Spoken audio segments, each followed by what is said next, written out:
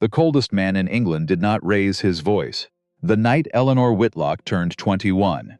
He merely glanced at a footman near the east door. 4 minutes later, the three gentlemen who had circled her like wolves were gone, escorted into the frost, their reputations ruined, their carriage wheels loosened on the dark road north. Nobody understood how the Duke of Ravenscar managed it.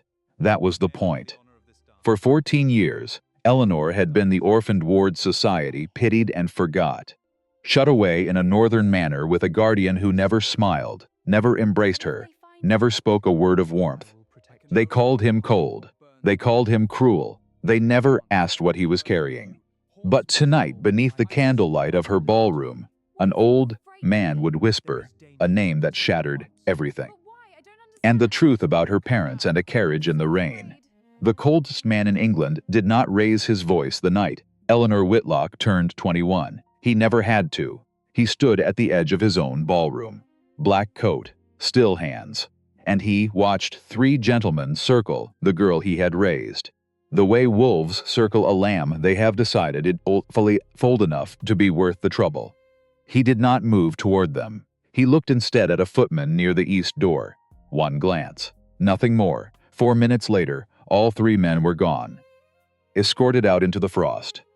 Their reputations quietly undone by a word passed here, a courtesy withheld there. And by morning, two of them would find their carriage wheels had worked loose somewhere on the dark road north. As if the cold itself had taken offense on the Duke's behalf. Nobody ever worked out how he managed it, which was, of course, the entire point. The room thought it knew him. The room always did. They had a name for Adrian Thornwood, and the name was Cold, and they had built it out of his silences and his hard mouth, and the way he stood at the rim of every gathering like a man measuring exits. They were certain. They were also wrong. In the particular way crowds are always wrong about the quiet ones. Have you ever been judged your whole life for a coldness that turned out to be love? Watched a room decide who a man was before he ever opened his mouth, and never once thought to ask what he was carrying underneath. Then stay with me, because the man they called the cold Duke of Ravenscar is about to lose everything he built in silence.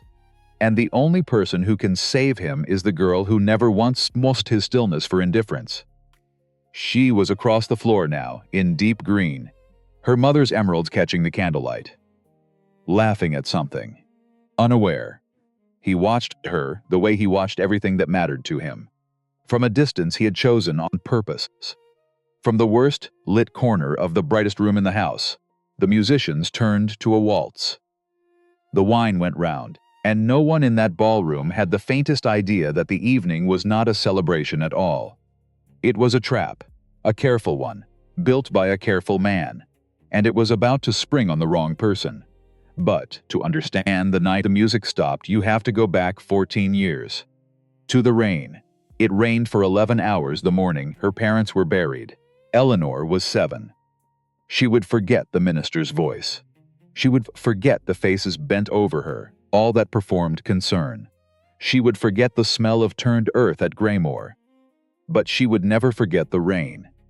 The way it ran down the carriage glass until the windows turned to milk, and the whole world outside simply ceased to exist, swapped for gray noise and the odd white flicker of lightning that made her nurse flinch and clutch the beads beneath her shawl. She did not flinch. She did not cry. She pressed her nose to the glass instead, and she thought, with the flat clarity that children find when grief has not yet fully reached them, somewhere out there they are putting my mother and father into the ground, and I am not allowed to see it. She still did not know, all these years later, whether that had been a mercy or a punishment. She had turned it over 1,000 times, the not seeing. The way the storm had drawn a curtain across the one thing a child should perhaps be allowed to witness, and she had never reached the bottom of it. What she knew was the aftermath.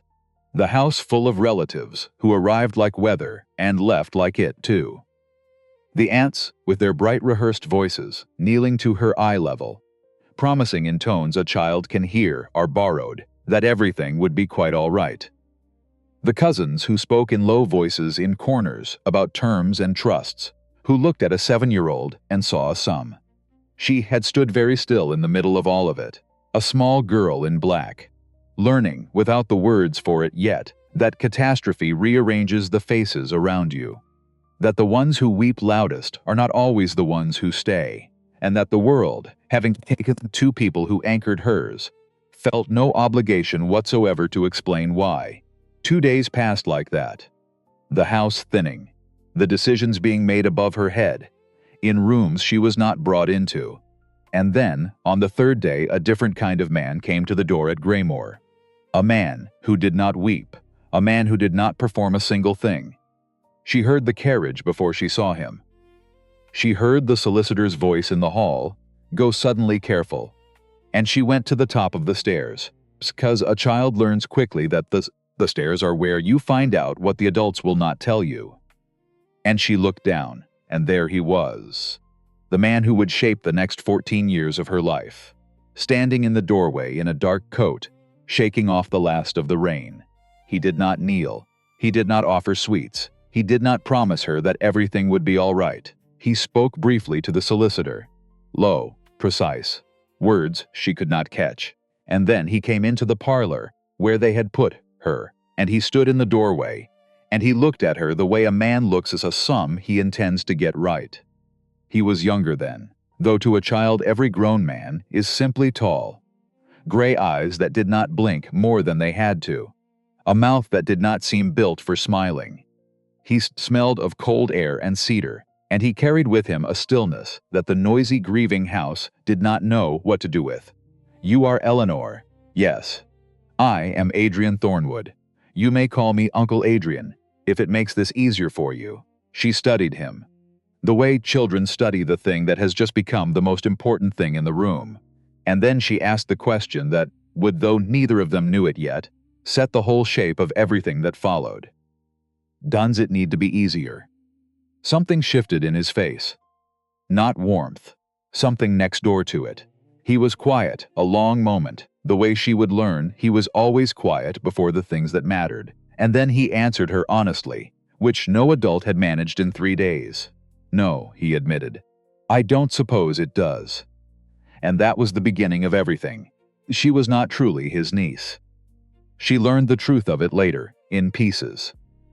The connection ran sideways, through her mother's people, a tangle of half-cousins. The solicitors had spent 3 days unknotting before they concluded that the Duke of Ravenscar was the only relation with both the standing and the means to take her. The other candidates had been weighed and found wanting. One was drowning in gambling debts. One had a wife already loud in her objections to the burden.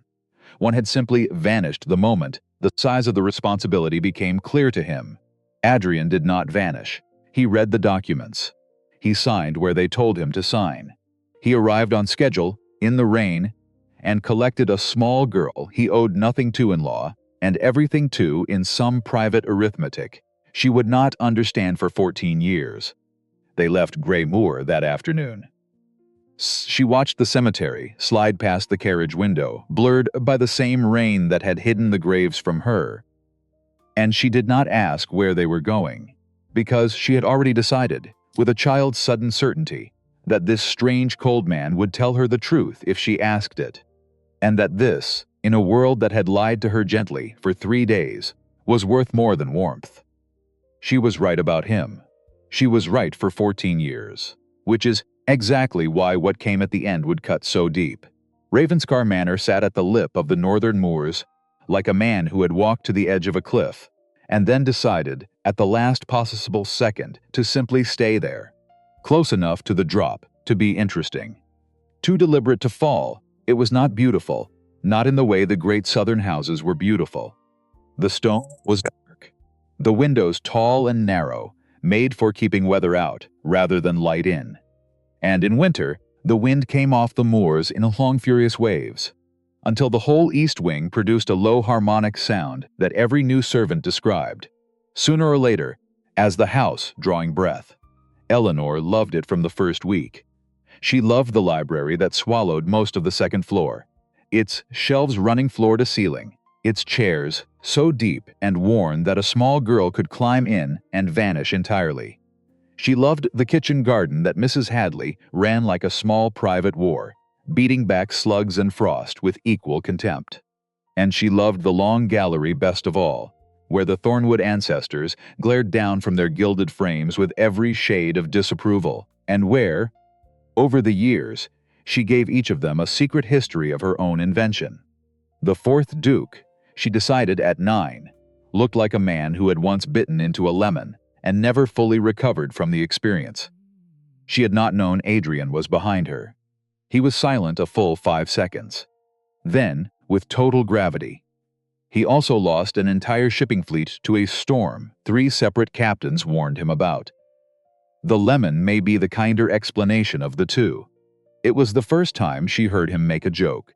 She was so startled she laughed too hard and knocked a small bronze figure off the shelf. And he caught it, one hand, without looking, set it back exactly where it had been, already turning away, as if catching falling things before they broke was simply what his hands did when no one had asked them to. She thought about that more than she should have. For years, the casual certainty of it, the reflex of a man who lived, somehow, in a state of permanent readiness to intercept disaster. She had not understood at 9 why a man would hold himself like that inside his own house. She would understand later, much later, on a night she could not yet imagine. The years there had a texture she could never quite explain to the few friends she made on her infrequent trips to London. It was not warmth in the ordinary sense. Adrian did not warm a room. He told no stories at dinner. He arranged no summer entertainments. He did not fuss. But the house had been, for 14 years, the safest place she had ever known. And she had assumed, the way the loved assume, that safety was simply a thing the house possessed. A quality of the stone, the thick walls, the high gates. She would learn, eventually, that the safety had not come from the stone at all. It had come from the man who walked its corridors at night, and from the things he had done in the dark to keep the world's worst men on the far side of the gate. But that knowledge was years off, for now there was only the gallery and the deep chairs, and a girl who believed, without ever examining it, that she was simply lucky. He was present in a register she had no word for as a child and only found the word for as a woman. Not affectionate, attentive. He paid a quality of attention to the small machinery of her life that she came slowly to understand was its own kind of devotion, the deepest kind, the kind that never once announces itself, he noticed when she stopped eating during her studies. A book on proper nourishment appeared on her desk. No note, no conversation, simply the thing she needed, set where she would find it. He noticed when a tutor made her tense and miserable at her lessons. The man was gone within a fortnight, replaced by a Parisian woman with a wicked laugh, who became one of Eleanor's favorite people on the earth, and who never knew she had been chosen specifically because a silent man had watched his shoulders climb toward her ears at the sound of the wrong footstep in the hall. And he noticed the nightmares. The same one, for years, the carriage tilting, her parents' voices cut off mid-word, and then the rain, that endless gray smothering closing over everything. He never once spoke to her of it, but on the mornings after, the house was quieter, gentler. Breakfast warm and waiting whenever she finally came down, however late, however wrecked, as if Ravenscar itself had been instructed to mind its manners. She asked him about it once. 14. Blunt in the way that made visiting adults shift in their chairs. Do you tell the staff? When I have had a bad night, he looked up from his letters. I ask Mrs. Hadley to keep breakfast warm whenever you come down. Yes. How do you know? A pause. The board in the east corridor makes a particular sound under weight at odd hours. You hear me? Pacing. I sleep lightly. She had turned that over in her hands like a stone, feeling for the shape of it. You could have the board fixed. I am aware, he said, and went back to his letters. She had stood in the doorway another moment, taking in the size of the thing she had just been told. The man who ran the most efficient estate in the north of England, who repaired a fault the instant he found one, had deliberately left a single squeaking board broken in his own house. year after year, so that he would always know, even from his own bed, when the girl down the corridor could not sleep. She went down that morning and ate 4 slices of toast and said nothing more about it. But she kept it. She filed it away with the other things. The storm night when he had appeared at her sick room door at 2 in the morning, claiming only that the east wing sometimes lost a window in weather like that, and that he wished to be certain, it did not frighten her, and then sitting in the chair by the wall, reading by candlelight until she slept. The afternoon a greedy cousin had come visiting and begun, within 20 minutes, asking pointed questions about the terms of her parents' estate. And Adrian had simply appeared in the drawing-room doorway, gone very still. And the cousin had never been asked back. A child does not add such things up. A woman does. And by the time Eleanor was old enough to add them, the sum frightened her a little. Because it pointed somewhere she was not ready to look. The telescope was the one that undid her, though it took her years to admit how completely. She had mentioned it once, 3 weeks before her 16th birthday. Offhand, over breakfast, that she had read of an observatory in Edinburgh, and would give nearly anything to look through a proper instrument and see the rings of a planet with her own eye instead of in a book. She forgot she had said it within the hour. It was nothing. A girl's passing wish. He did not forget. He never forgot the things she let slip. On the morning of her 16th birthday, there was a letter on the breakfast table. A letter of introduction to Scotland's foremost astronomer, in his own careful hand, and beside it, the finest personal optics then manufactured in England, the kind a serious man of science would have wept to own. He had not wrapped them. He never wrapped anything. They are precision instruments, he said, when he saw her face working through it. Wrapping paper seemed reductive. She threw her arms around him before she could stop elf. The impulse simply outran her composure, and she felt him go very still, the way he always went still, when touch arrived faster than he could plan for, as though his body needed a moment to decide what to do with a thing it had not arranged in advance. Then one hand came up, brief, to the back of her head. The most careful, most tentative gesture she had ever felt from anyone. And then he stepped back, and the moment closed, and he told her she should write to the astronomer within the week, because the man kept a full calendar. She wrote the letter. She also stood in the corridor outside the breakfast room for a full minute and a half afterward, her fingers pressed flat to her breastbone, where something had begun, very quietly, to ache, and then she went upstairs and rewrote a perfectly professional letter of introduction 4 times before she was satisfied with it. She did not have a name for the ache. She was 16. She told herself she did not need one. She was wrong about that. It would take her 3 more years to admit she had been wrong. 3 years of locating him first in every crowded room, before she located anyone else. Not out of dependence, she told herself. Orientation. The way a compass finds north. 3 years of cataloging the things he did and refusing to label the drawer she kept them in, because to label it would be to make a claim, and she had no right to make a claim. He was her guardian. The arrangement was the arrangement. He had taken in a stranger's orphaned child out of duty, and given her 14 years of quiet, exacting care, and the very last thing she would ever do was repay that by laying upon him a feeling he had not asked for, and could not, given what he was to her, possibly want. So she said nothing, for 3 years. And here is a thing worth knowing about silence. 2 people can keep the same secret, in the same house for years, each certain they are sparing the other. Each one carrying the whole weight alone, to be kind. It is the most thoughtful waste of time there is. There was one more thing she kept, and this one did not make her ache. This one made her afraid. It was late.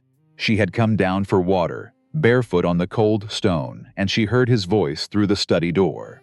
Not the even voice he used on the world. A lower one. Strained at the edges, the way a rope is strained in the moment, before it decides whether or not it will hold. She should have gone on past. She stopped. He was speaking to no one she could see. To a letter, perhaps, spread on the desk before him, or to himself the way men do when a thing has lived in them too long to stay silent. And through the inch of opened door, the word came once. Then again, vain. Just that, a name. But said the way other men said the names of diseases they had watched take someone. Said with a weight that did not match anything in her bright, safe, ordinary life. She did not know the name. She had never heard it before. She filed it anyway, because nothing this man did was careless, which meant nothing he said in that particular voice was small. And she had seen, through the gap, the way his hand was pressed flat against the desk, as if holding something down, as if there were a thing beneath the wood, or beneath the years, that was trying very hard to rise, and his whole stillness was the labor of keeping it pressed flat. She went back up the stairs, with her water. She told herself she had imagined the strain. She told herself the name was a creditor, a rival in some shipping matter, a dull adult thing of no concern to her. She knew, even as she told herself this, that she was lying. She was 20 years old and 11 months, and she was not a stupid girl. And a stupid girl was the only kind that could have lived in that house and not noticed the change that had come over him in the past half-year. It was not coldness. She knew his cold. It was a specific, deliberate thing, deployed outward, on the world, with perfect control. This was something turned inward. A withdrawal. He answered her questions as precisely as ever. He kept the estate's affairs running like a clock. He appeared for dinner at the expected hour. But when she glanced up from her book to find him watching her across the library, and their eyes met, he looked away first. Adrian Thornwood did not look away first. Not from anything. Not from a creditor, not from a duke, not from a roomful of men who feared him. The fact that he now looked away first from her was, she understood lying awake that night, the single most alarming thing she had ever observed about him. So she lay in the dark, down the east corridor from his room, and she listened to the board he had never fixed, and she gave the problem the same plain honesty she gave everything that frightened her. She thought, something is changing in him. She thought, I do not know its name. And then she thought the thing she had been refusing to think for 3 years and could no longer keep out. I am afraid I already know its name in me. She did not yet know that the name on his desk and the name in her chest were about to collide, that the past he had pressed flat for 14 years was already on its way north, and that it would arrive, of all the nights it might have chosen, on the night she turned 21. The party itself should have warned her. That was the first sign she missed, because Adrian Thornwood did not give parties. He had marked her birthdays for 14 years with exactly the right gift. A brief word over breakfast, and a dinner cooked to her preference. The scale never grew. He did not perform sentiment, and a celebration is sentiment performed for an audience. So when Mrs. Hadley came to her 3 weeks before the date, a guest list in hand running to 40 names, with the news that His Grace had engaged musicians from London and meant to open the formal ballroom for the first time in 11 years. Eleanor sat with the information an entire morning before she went down to find him. He was in the East Study. He was always in the East Study. She had once worked out that he spent the better part of his waking hours there and presented it to him as a joke, and he had answered, without looking up, that the true figure was rather higher than she supposed, and that he had the accounts if she cared to review them. She had laughed until she had to sit. She did not sit this time. A party, she said from the doorway. A gathering. He did not look up. The distinction matters. 40 people. 37 declined. Adrian. She waited until he looked up. You have not opened the ballroom since my father died. Something crossed his face. Fast. Controlled. Gone before she could read it. It seemed appropriate, he said. You are 21. There are matters to be settled. What matters? State matters. He returned to his page. Formalities regarding your inheritance. Several interested parties have asked to discuss the terms with you. And she knew. The way you know a man after 14 years of study. He was not lying. He never lied. He was too precise for it. He was building an architecture of true facts that led her toward one room, while the real room stayed locked at the end of the hall. Several parties, she repeated. You mean men. I mean interested parties. Interested in my inheritance, interested in you. The words came out of her flatter than she had meant them. As though, said plainly, they might be made to mean less. Your majority transfers the management of the estate into your own hands, he said. There will be men who see that as an opportunity. You are throwing me a party so you can look them over. I am holding an event at which the relevant men will declare themselves in a room I control, rather than approaching you in London, where I cannot. That is the most insult. She stopped, started again. You cannot manage my marriage, Adrian. I am not managing your marriage. I am managing the room. That is a distinction without a difference. It really isn't.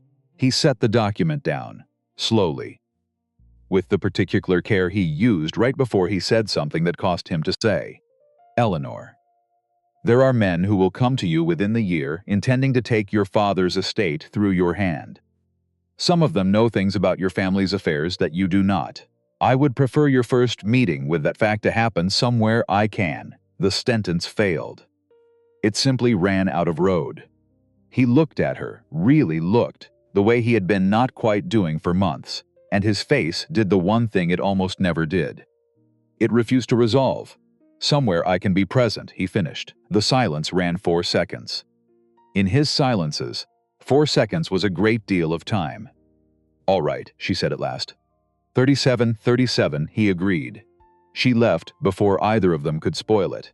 She did not yet understand that he had told her the truth, and a lie in the same breath. The truth, that men would come for what was hers. The lie of omission, vast and patient and 14 years deep, that the most dangerous of them was already on the list. Invited. By his own hand. Because the only way to see a snake clearly is to bring it into the light and stand close enough to act.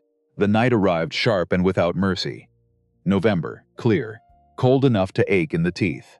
The sky a hard black sheet pinned with stars that looked less like light than like small holes punched through to a darker nothing behind it. She wore deep green, her own choice, over the strong options of the London dressmaker, who had firm opinions about the colors a young woman ought to wear on the night she presented herself to the world. Her dark hair up, and her mother's emeralds at her ears, the ones Adrian had quietly retrieved from the estate's strong's room years before and left on her dressing table one ordinary morning without a single word of explanation. She came down the main stair at 8. Exactly 8. Because she had not once in 14 years been late for anything, a habit she privately blamed on him and publicly refused to discuss. He was at the bottom of the stair. He was always exactly where he was meant to be, at exactly the moment he was meant to be there. In black, as he nearly always was. And he looked up when she reached the 3rd step from the bottom, and his face did the thing she had never once been able to name. Not the cold he showed the world, not the dry precision he kept for business, not even the particular attention she had come to think of as belonging to her alone. Something else. Something that lived in the narrow space between what he allowed himself to feel and what he permitted himself to show. You look. He stopped. She waited. The emeralds suit you, he said, which was plainly not the thing he had begun to say. They were my mother's. I know. You kept them for years before you gave them to me. I was not certain when the moment was. He offered his arm. She took it. She had been taking it since she was 8, when the ballroom had been too vast and full of strangers, and his elbow had been the one fixed point around which the whole spinning room agreed to organize itself. Adrian, she said quietly as they crossed toward the doors, these men tonight, are they truly a danger, or are you managing the room again? His jaw tightened. A quarter inch. After 14 years, she knew that small shift was, for him, the equivalent of another man slamming a door hard enough to crack the frame. Both, he said. She nodded, and they went in. She would remember, later, that he had told her the truth that time, too. Both. She had heard only the half that flattered her in independence. She had not heard the half that should have made her grip his arm and refuse to let go. The first was Lord Pembroke, 43. Estates in the south, a handshake he plainly believed communicated reliability, and a face no one in his life had ever been brave enough to correct. He spoke to her for 11 minutes about the proper stewardship of large holdings, and the gravity of sound financial management, and the dangers of leaving such things to inexperienced hands. And he asked 3 questions about her late father's investments, all of them dressed as courtesy, all of them shaped, underneath the manners, like the careful probing of a man checking a lock for give. Adrian stood 6 feet away and said nothing. He did not need to. After the 11th minute, Pembroke glanced sideways at that silent figure, recalculated something behind his eyes, and discovered an urgent reason to be elsewhere. The second was Viscount Hartley, younger, 30 perhaps. The easy charm of a man who has been told all his life that he is charming and has built his entire self around the daily confirmation of it. He made her laugh twice, and both were real, which she noted with a kind of professional respect, the way one notes a worthy opponent. And then, with the careful lightness of a man who has been working up to a particular line all evening, he leaned in. "It must be rather a relief," he said, "to be coming into your own at last." After many years under such particular protection, she felt the air change 6 feet to her left. "Particular," she said. "Well," Hartley smiled, "all that practiced ease. Ravenscar is not exactly known for loosening his grip on the things he considers his." The word hung there, his. In the cold ballroom air, it hung for precisely as long as it took her to decide she did not care for Viscount Hartley, and would not were she given 100 years to reconsider. "His Grace," she said, with the precision of a woman who had absorbed 14 years of verbal surgery from the master of the form, "has managed my estate without a single irregularity for 14 years. He has turned away more than 20 separate attempts by my own relations to reach my inheritance. And he has never once, in all that time, treated me as anything less than a person fit to make her own choices. The grip you are describing belongs to someone else's imagination, my lord. It has never belonged to mine." Hartley blinked. The charm faltered for half a second, the way a candle flame falters when a door opens somewhere in the house. She smiled. "I do hope you enjoy the rest of your evening." When she turned back, Adrian was watching her with that unresolved look again, the one she could not name. Then it folded away behind the cool precision the world was permitted to see. 20 was a conservative figure, he said quietly. The true number is closer to 26. She laughed before she could stop herself, and the look flickered back for the space of a breath, warmer than anything he had shown the room. And in that small bright moment she felt, against all the cold of the night, almost safe, almost certain that whatever this strange tense evening was, the two of them would steer through it together as they had steered through everything. She was wrong. The third man was already at her elbow, and the third man had not come to circle her inheritance. He had come to detonate the one thing in the room that no one knew was buried. His name was Lord Edgar Marsh, 61, and his power was not charm, and it was not rank. It was the sense, standing anywhere near him, that he knew things about you that you did not yet know about yourself. Thick gray hair, careful eyes. He had been, the briefing pages Adrian had handed her 3 days before had said, one of her father's business associates, in the years before her parents, died. A line of fact, set down in Adrian's own hand, that she now understood, had been written with great care to reveal exactly nothing. He had been watching her all evening. She had noticed it the way she noticed most things, not at once, but by slow accumulation. A glance across the room.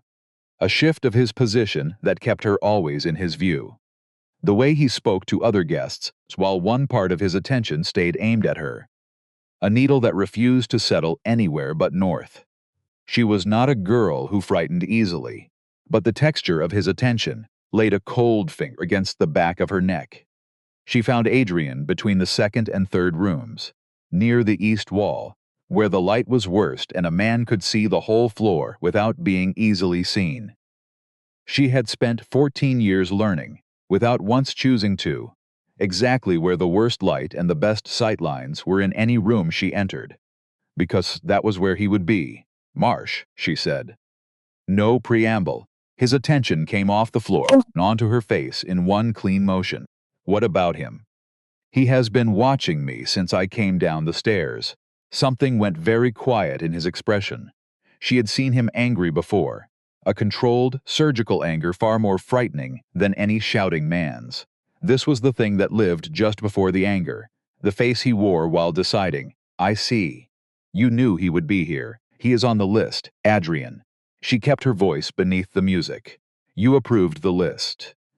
You told me there would be men here who knew things about my family I did not. You approved Edgar Marsh by name. And now he is across the room watching me, as though he is deciding whether he still needs to be careful, or whether he no longer does. She paused. What is he to my family? The silence ran too long enough that she had her answer before he opened his mouth. He was a partner of your father's, he said, which was precisely what the pages had said, and which, delivered in that particular control, told her everything and nothing in the same breath. What kind of partner? The kind best understood from a great distance. That is not an answer. No, he agreed, it is not. And then the careful eyes were no longer across the room. Marsh stood 8 feet away, a glass in his hand, his pleasant ruined gaze moving between her and the Duke, like a man watching a game of chess reach the precise move he has waited the whole evening to see. Miss Whitlock, a happy birthday to you. You have grown into a remarkable young woman. His gaze slid to Adrian. Your Grace, it has been some time, not long enough, Adrian said. Perfectly even, perfectly cold, Marsh smiled. Not warmly. It was the smile of a man who has carried a single card a very long time, and has just decided that this is the table to play it on. I wonder, he said to her, conversationally, whether His Grace has ever told you about the inquiry of the year your parents died. Concerning your father's shipping interests, and the involvement of certain parties who had reason to wish those interests would fail. He tilted his head a fraction. Whether he has told you, in particular, about the nature of the carriage that went off the road at Greymore Pass, on the night of the 14th of November. In the rain, the music drew back, far away. Underwater. The carriage, she said. Her own voice reached her from somewhere outside her body. The one that killed your parents, Marsh said pleasantly. Yes, I imagine the Duke has told you it was an accident. She did not look at Adrian. She could not. She kept her eyes on those careful eyes and thought, the 14th of November, 11 hours of rain. The windows turned to milk. The world outside ceasing to exist. Was it? She asked. Marsh looked past her to Adrian, and his smile widened by exactly the amount of a man who has reached the moment he came for. Why don't you ask him? And what no one in that bright, indifferent ballroom knew, as they sipped his wine and admired his ward, was that this cold man had spent 14 silent years standing between her and the very men who had murdered her parents, that every locked door in the house had been locked to keep her alive, that the broken floorboard and the warm breakfasts and the chair by the sick-room wall were not the habits of a distant guardian at all, but the daily disguise of a grief and a vigilance he had never once been able to set down. She turned, and she read in his face the thing she had spent 14 years failing to name. It was not distance. It was not cold. It was the face of a man who has kept a secret that was never his to keep, and has just run out of time to keep it. Eleanor, he said. And she understood, with a clarity that opened a fine crack in the floor of everything, that the accident had been no accident, and that he had known, from the very beginning. Outside meant the long corridor that ran from the ballroom toward the north window. Stone. Underfoot. The music thinning behind them until it was only the wind in the east wing, and the two of them at the dark end of the hall, where the moors pressed black against the glass. Marsh did not follow. She glanced back once and saw him already drifting toward another knot of guests, a man who had done exactly what he came to do, and now meant to enjoy the wine. That somehow was the worst of it. He had lit the fire and walked away without once turning to watch it burn. Adrian turned to face her, and the thing behind his face was nearer the surface now, wider, as if the scaffolding that had held it still for years had taken a blow it could not fully absorb. "How long have you known?" "Since the inquest," he said. 6 months after they died, 6 months. She did the sum before she could stop herself. 7 years old and half a year. That was what she had been when he learned it. He had come for her after. He had brought her home. He had supervised every fever and every nightmare and every birthday morning since, carrying this underneath all of it, the entire time like a second skeleton beneath the first. "What happened?" she said. "Tell me exactly." He was quiet 3 seconds.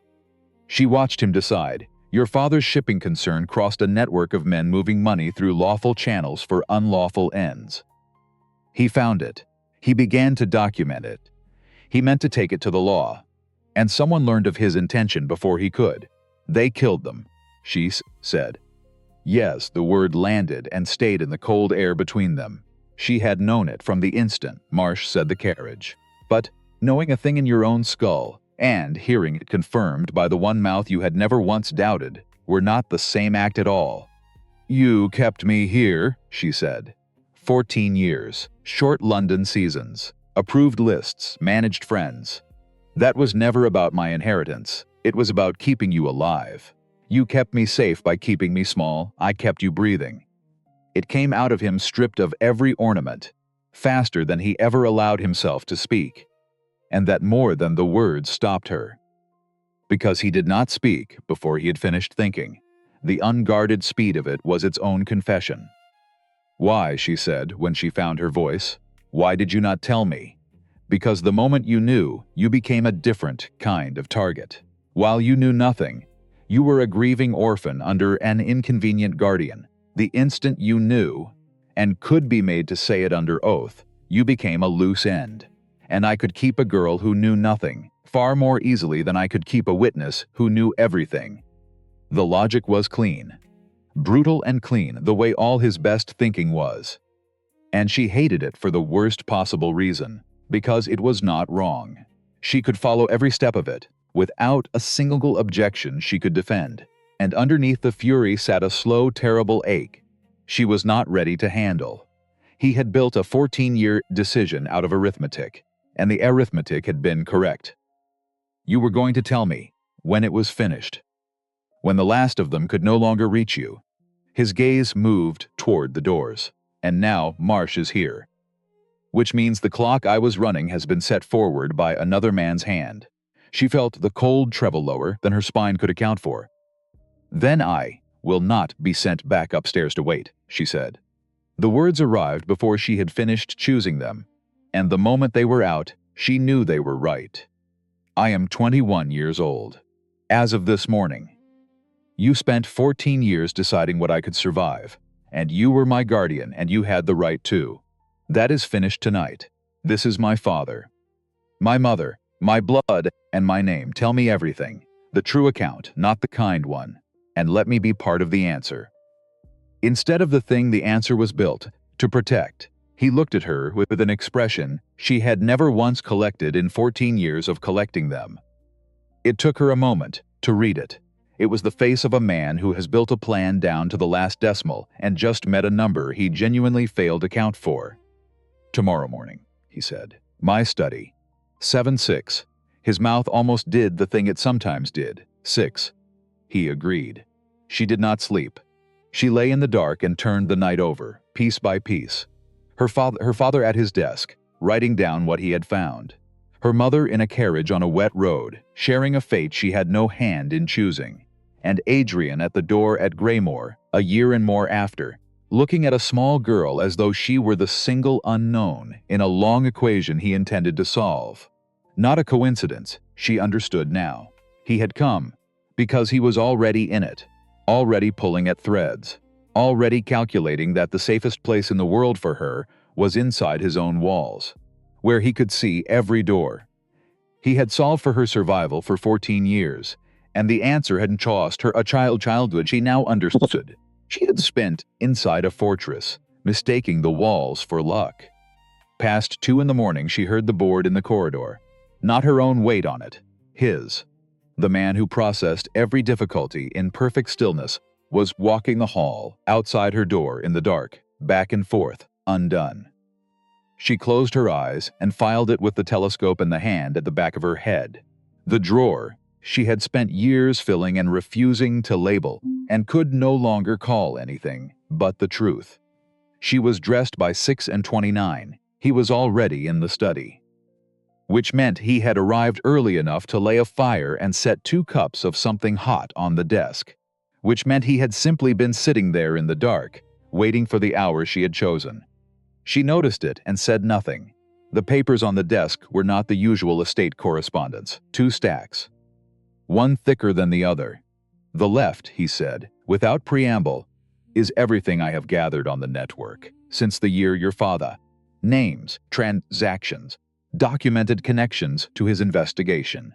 The right is what I have sent, in pieces, to 2 separate men in government over the past 8 years.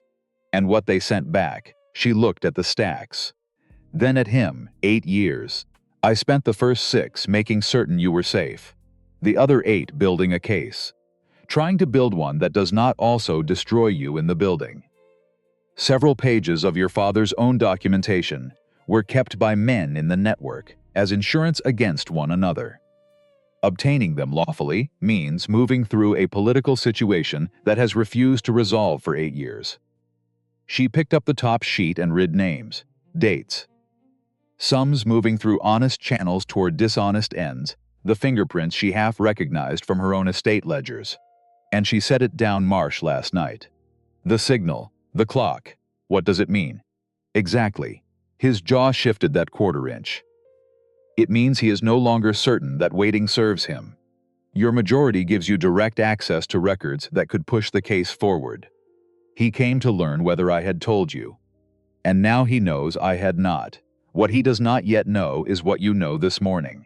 So there is a window, small, closing, but open. What do you need? There is a ledger, he said. Your father kept it. 4 years of every transaction in the network, in his own hand. The single piece of evidence that makes the case beyond argument. I have hunted it 6 years. Last month I found it. He paused. It is in London, in the keeping of a man named Cyrus Vane. The cup in her hands went very still. Vane, she said. I have heard you say that name. Once, through a door. You did not know I was there. For one breath, something crossed his face that she had no name for and did not want one. He is the last of the 3 who still matters, Adrian said. And he has been told, by Marsh, that you exist, that you have come into your inheritance, that you are, as of yesterday, a door into everything your father knew. He is going to come for me, she said. He is going to try to use you to reach me. There is a difference. There is no difference at all, and there it was. The first decision she made entirely on her own, because she had decided, somewhere between the staircase and the study, that she was done being the thing the strategy protected. She would be the strategy. She went to London the following afternoon. She would not be bait. She was clear with herself on the road south, watching the moors give way to hedge, and then to brick, and then to the great gray sprawl that received every arriving soul with the same magnificent indifference.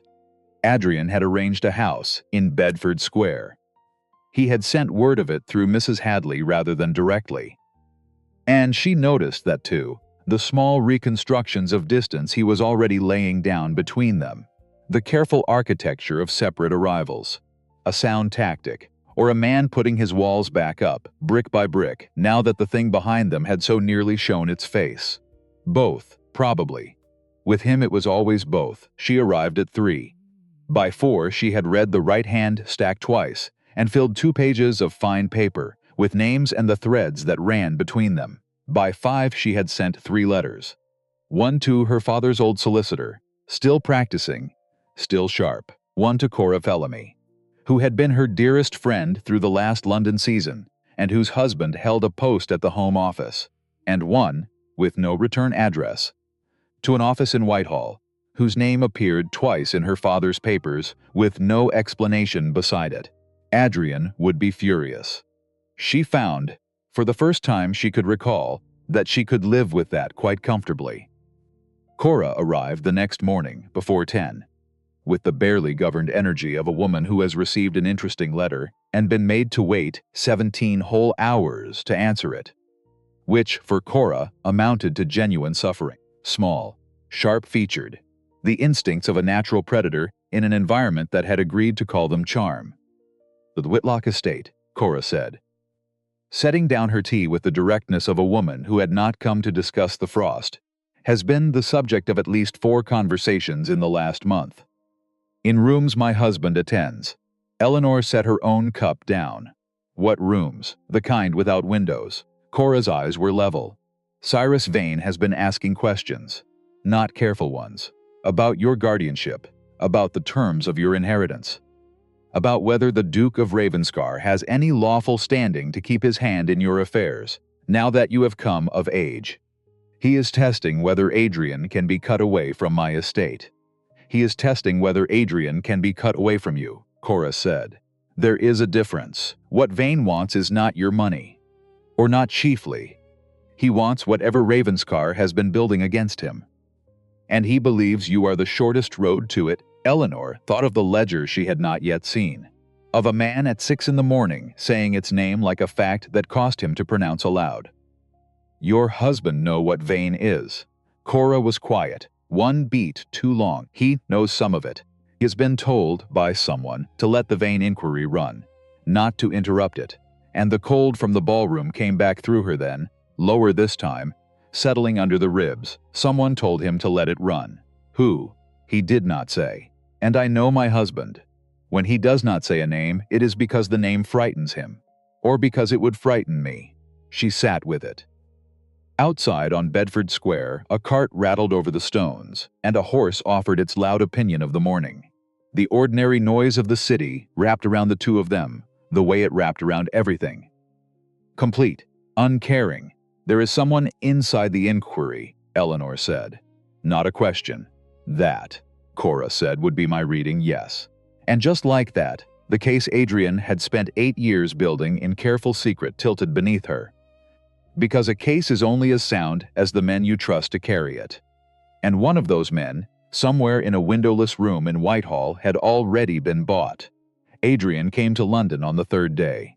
He did not come to Bedford Square. He sent a note, brief, an address in the city, and a time. The hand she had known since she's learned to read. The address belonged to his solicitors, which meant he was preserving the appearance of separate business, which meant he was still running the careful machine of distance, even now.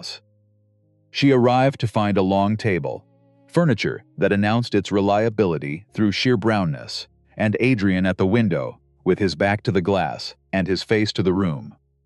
He looked, she thought, like a man who had not slept in 3 days and had recently been told the weight he carried was heavier than he had measured. You sent letters, he said. 3. To Whitfield's wife, to my father's solicitor, and to an office in Whitehall, whose purpose I am only beginning to understand. Cora tells me there is a leak inside the government's case. His jaw did the thing. How long, she said, have you known there was a hole in it? 4 months. 4 months. She looked at him. And you went on building toward a submission anyway. I went on building while I tried to find the source of the hole. He turned from the window and sat across from her, which was its own small concession. He preferred to stand in hard conversations, preferred the advantage of height. The fact that he sat was not lost on her. I have 3 candidates. 2 are clerks. 1 is considerably more than that. How much more? The level at which a case is not merely delayed. The level at which it is buried. And its maker discredited.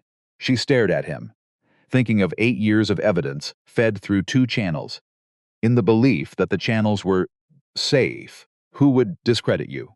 There are several roads. His voice was perfectly even, which meant it was costing a great deal. The most efficient of them is my guardianship of you. The room went quiet. A man who kept a young woman shut away for 14 years, he said. Who controlled her inheritance, who limited her company, and who now, on the very day of her majority, declines to relinquish his influence over her affairs. He met her eyes, told the right way. That is not the story of a protector. It is the story of a jailer who invented a murder to justify the lock. She thought of Hartley at the party. Ravenscar is not known for loosening his grip. She thought of how little that sentence would need to become a blade. How clean, how devastatingly easy. They mean to use me to destroy you. They mean to use the shape of my guardianship to destroy my standing.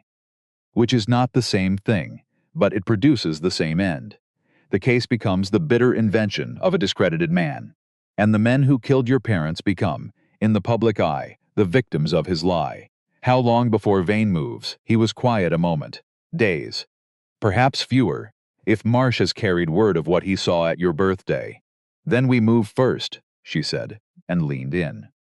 You know where it is. Can you take it, secure it, and put it into the hands of someone who cannot be touched? Before Vane understands what has happened, the ledger is in Vane's private house, he said. In Mayfair. He paused. Which I can enter. The question is whether I can take it, hold it, and place it with someone outside the inquiry. Someone whose word cannot be poisoned by any link to me. He was looking at her with the look that did not resolve. Someone, she said slowly. Like me. You are the heir to the estate your father died investigating. You have a direct blood claim to the original documents, and if told the right way, a young woman newly seeking her freedom from a controlling guardian. He held her gaze.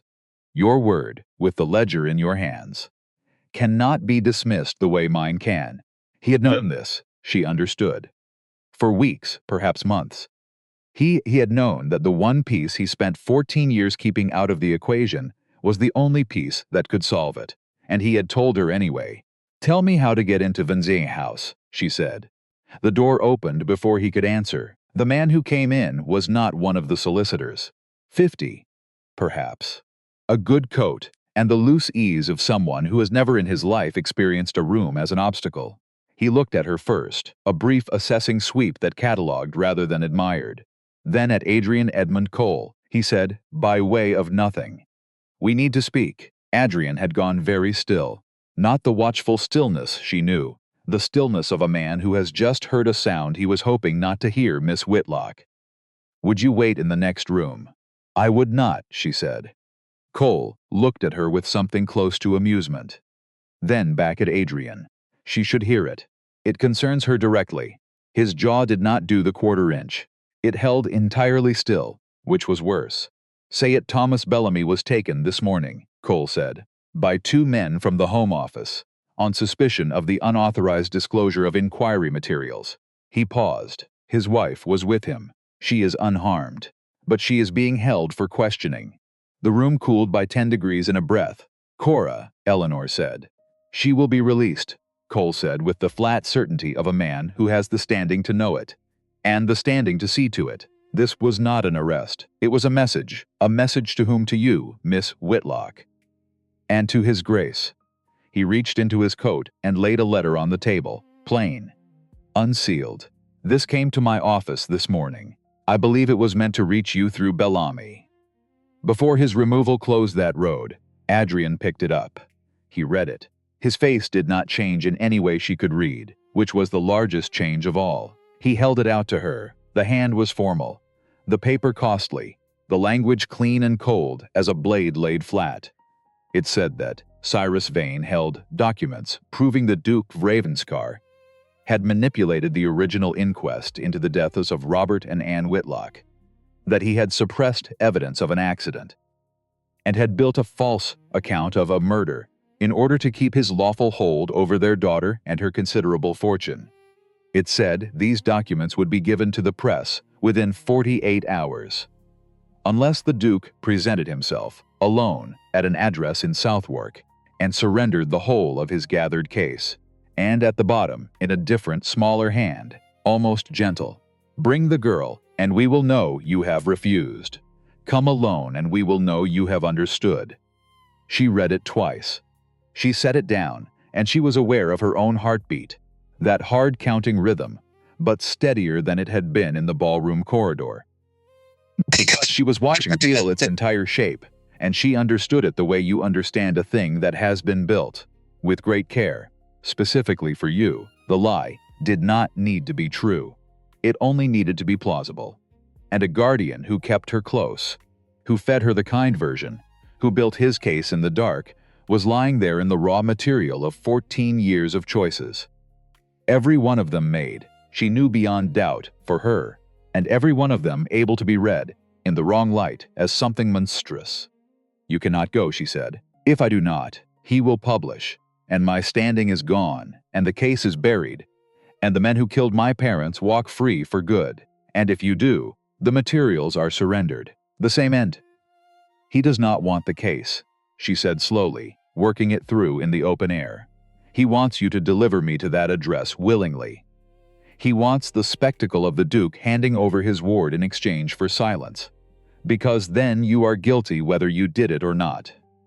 If you bring me, you prove the story with your own hands. If you do not come, he publishes, and the story stands unanswered." "Yes," Adrian said, "this was never about the ledger. It was always about finding the single arrangement in which I cannot move at all." She stood.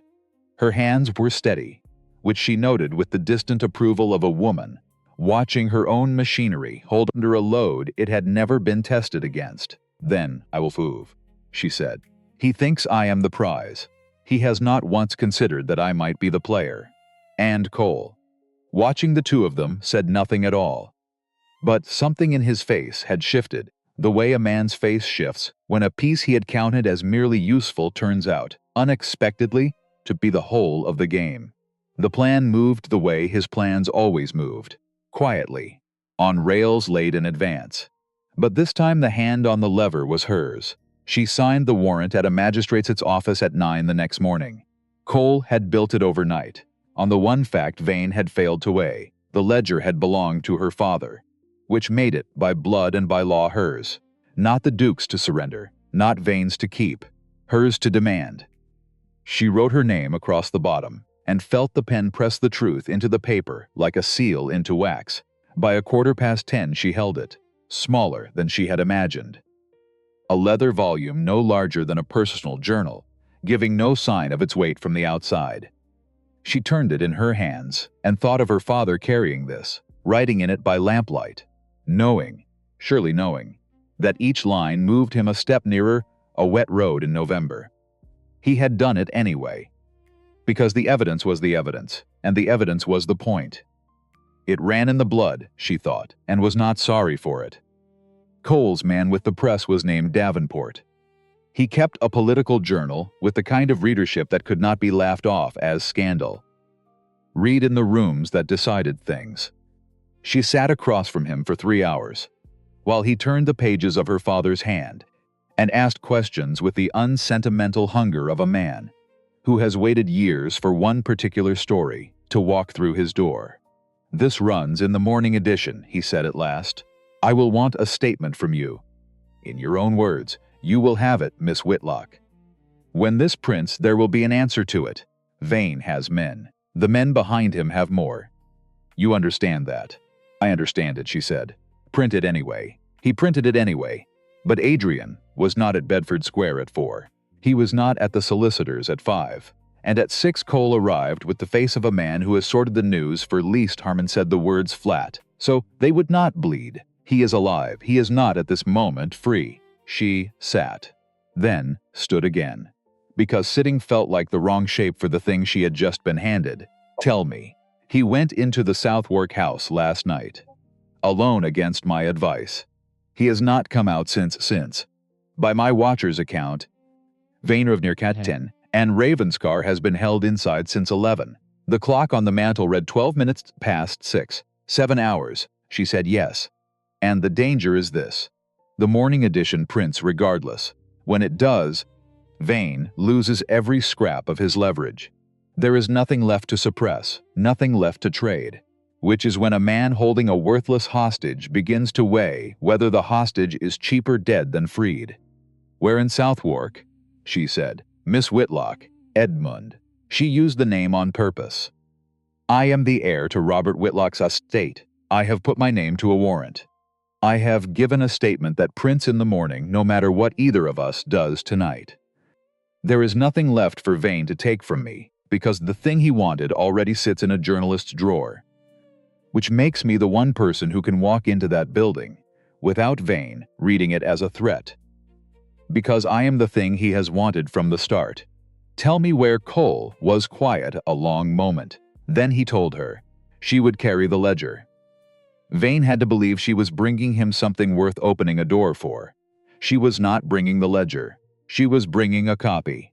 Davenport's clean reproduction. Accurate to the line, worth precisely nothing now. Vane would not learn the difference until he held it. And she needed only the small window the believing would buy. She went alone. And for the first time in 14 years, no one in the world was managing the room but her. The address was a warehouse that had once been an honest shipping concern. The ghost of a painted name still clung to the eastern wall. Letters whited over so badly that their shapes survived the lie. The street had the particular hush of a large occupied building at night. Not empty. Watched, she knocked. The door opened on a man built like a load-bearing wall, who looked at her the way such men look at women arriving alone after dark. A category. Not a surprise. I am here for Vane, she said. Tell him Eleanor Whitlock is outside. With her father's ledger, the door shut. She waited. The river Cold came up off the water 2 streets away, damp and patient, the kind that gets into the seams of a coat and stays. She was aware of her own hands. Steady still. She had her mother's hands, and tonight, of all nights, she was grateful for them. The door opened. She went in, the dark resolve to dim. A high ceiling. Bare stone floor. The skeleton of a place built for sorting cargo. Repurposed into something that used the room well and made nothing of it comfortable. Lamps at intervals. Men at the edges who did not look at her straight, yet Vane stood at the far end. Standing, she read with relief, because standing meant he had not yet reached the conclusion she feared. 55. Built like a man who had been formidable at 30 and converted it, with age, into something denser. Careful eyes, the same breed as Marsh's, but without the appetite for display. And beside him, in a chair set with the deliberate care of a stage, sat Adrian, conscious, upright, a dried line above his left brow, his coat gone, his left hand fixed to the chair arm by something she could not see. And he was looking at her with a face she had never been shown, all of it. Everything the years had held back, standing in his face at once, because there was no longer any architecture left to hold it. She let herself look at him for exactly 1 second. Then she looked at Vane. You came alone, he said. For the same reason you sent the letter, she answered. To end it. That was the trade you offered, she said. The materials for his freedom. Vane studied her the way a man checks a sum he suspects holds an error. She held still under it. Because the 2 things she had taken most deeply from 14 years in his house were these. That precision costs nothing. And that stillness is an argument all its own. You are not what I was led to expect, he said. I rarely am. He nodded to the man beside the chair. The bind came loose. Adrian rose in one clean motion, which told her. The chair had been more performance than fact. He crossed the room toward her, and she watched his face the whole way. You should not be here, he said. Low, only for her, I know. Walk, they turned for the door. She heard his step behind them. She heard him say the ledger, Miss Whitlock. She stopped, reached into the satchel, drew out the copy, complete, accurate, useless, and held it back without turning. His man took it. They walked the last 20 feet. The door opened. The river air came in clean. And for the first time since 6 o'clock, she felt something underneath the counting heartbeat. A loosening. They were 3 steps into the street when his voice came from the doorway. Miss Whitlock. She turned. Vane stood with the volume open in his hands. He turned 2 pages, then looked up. This is a copy. Yes, she said. Where is the original? In tomorrow's edition. The silence ran 4 seconds, and his face changed. The careful eyes did not go cold. They went inward.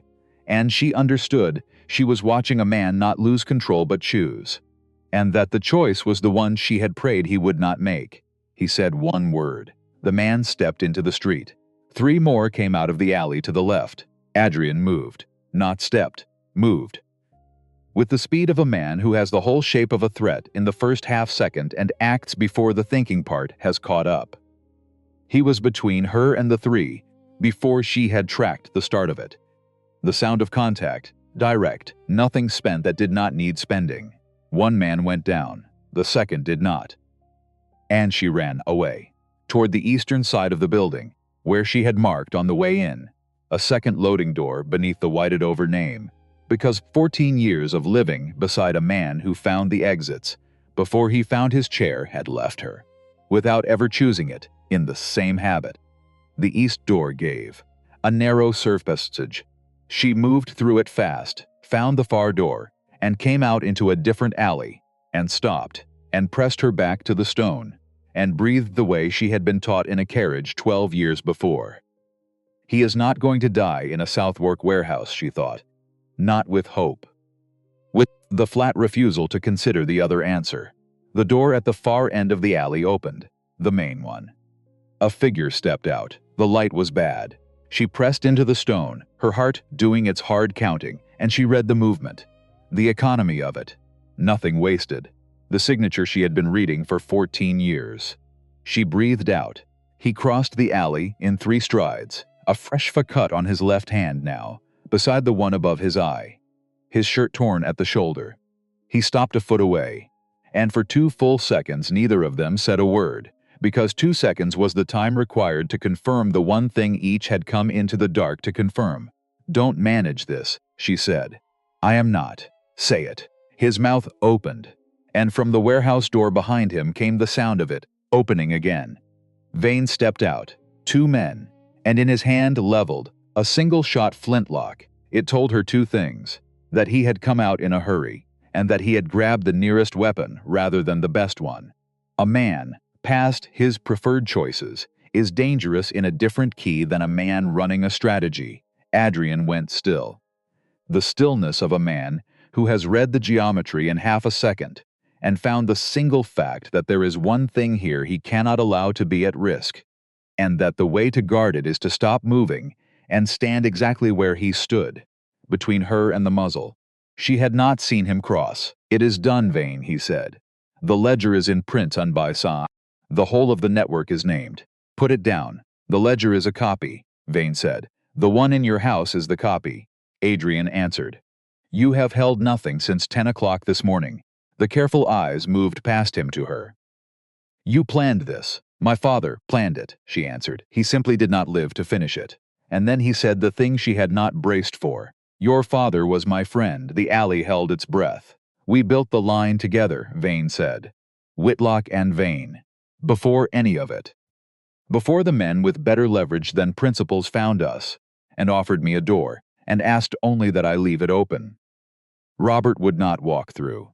He wanted to take it to the law, so I made the calculation he was too good to make. One man, against the thing we had both built." He paused. "I did not pull a trigger on a wet road. I gave a name to men who would. There is a difference." "There is no difference," she said. And it was the truest thing she had said all night. It landed on him. She saw it land. All night the network had been a faceless machine of money and silence. And here it was, in the end, the oldest story there ever was.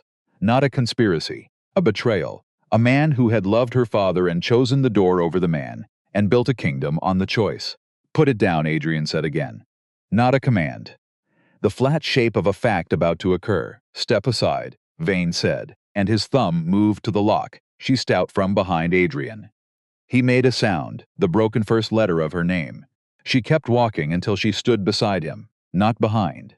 Beside. "My father's name was Robert Whitlock," she said. "He found a thing that needed finding, and you gave him to men who killed him for it. And you killed my mother because she sat in the same carriage. The morning edition runs in 4 hours.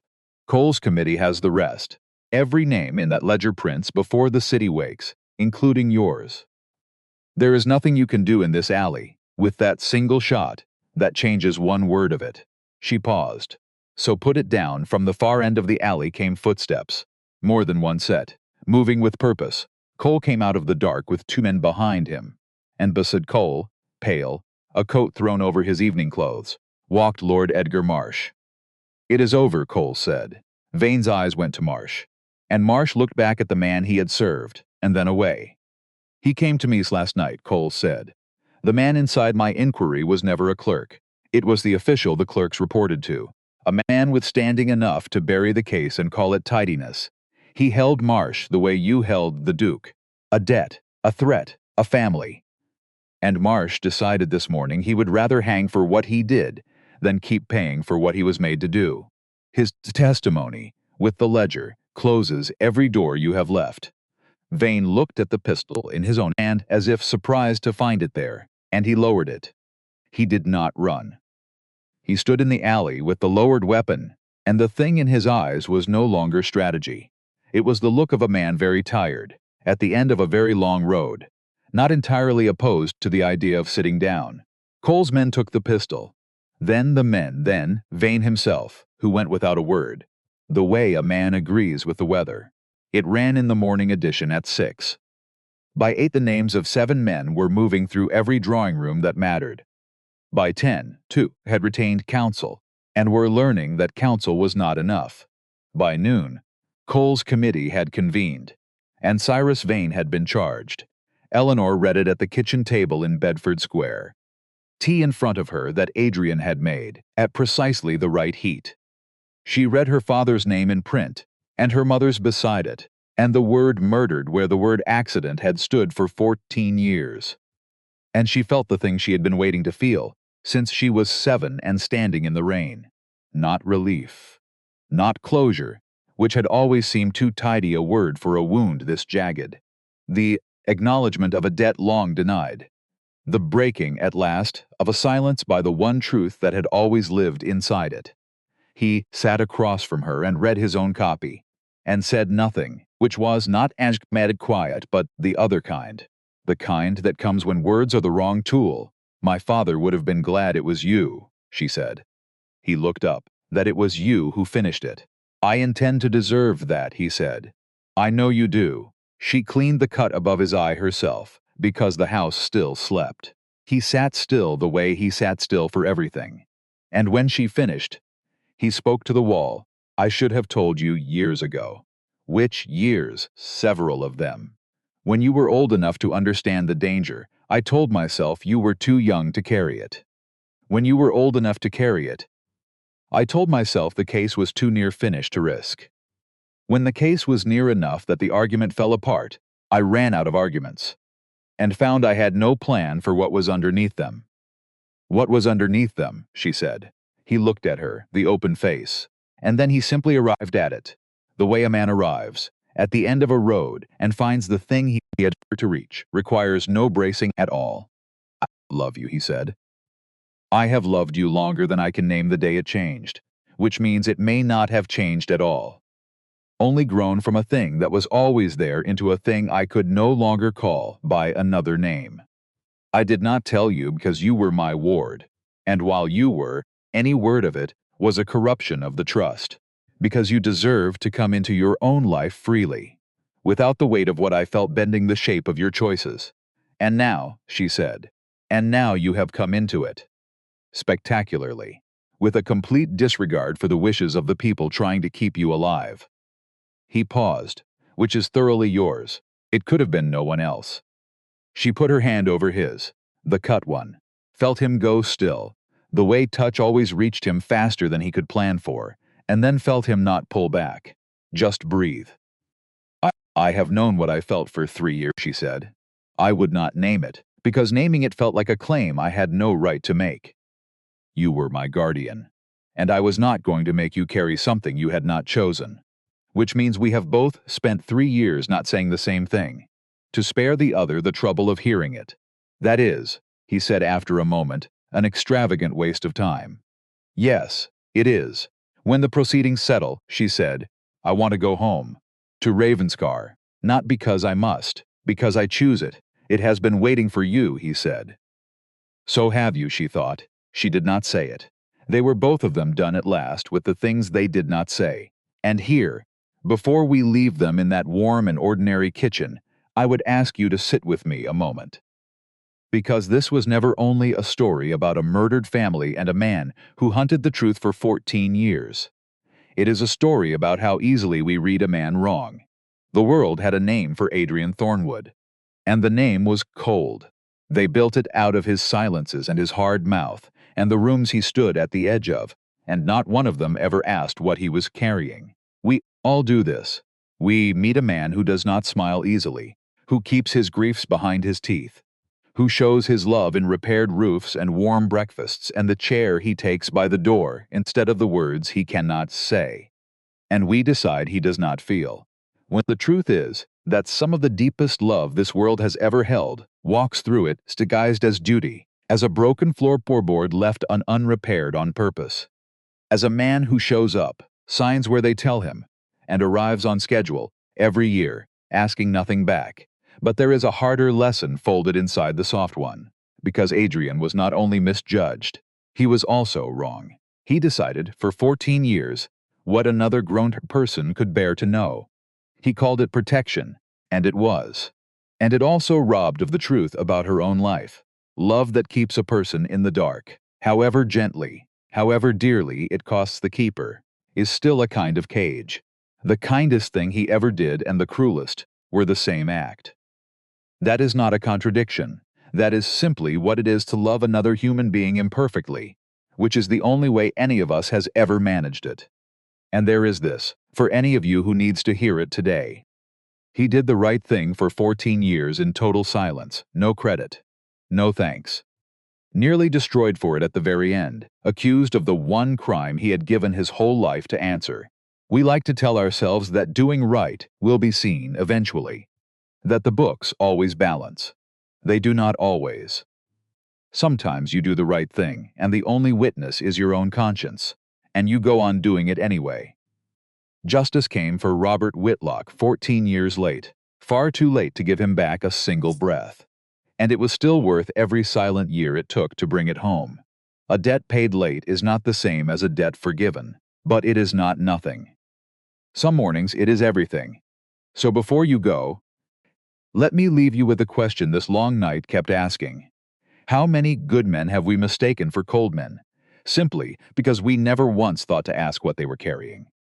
And where, exactly, does protecting the people we love quietly cross the line into deciding their lives for them?